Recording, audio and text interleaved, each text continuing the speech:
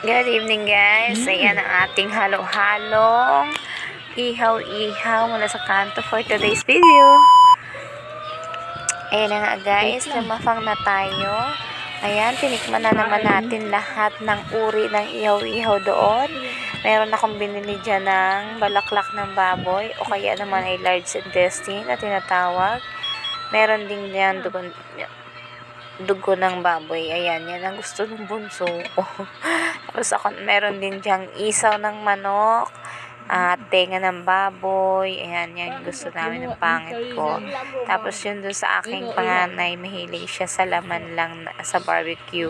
Ayaw niya naman yung taba, kaya tinatanggalan ko yan ng taba sa akin na po.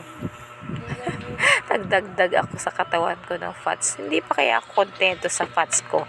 Kayo, sobra namang fats nyo. Charot lang. Ayan, kain na tayo dahil sa aking hapunan. Naku, alam nyo guys, kaya ko itong ubusin talaga naman. Hindi na ako nagpapaka-ipokrita dito, ba? Pero yan talaga kinakain ko. Pero 1 cup rice yan. Minsan, at kasalo ko pa dyan yung anak ko madalas sa bunso. Sinusubuan ko yan guys. Ayan.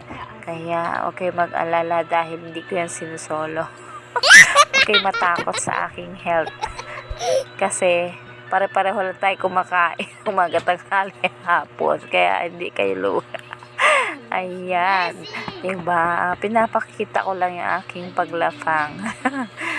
Ayan. Minsan, hindi naman syempre yung mga tipid na pagkain. Di lahat nakikita dyan. Syempre, pakita lang natin.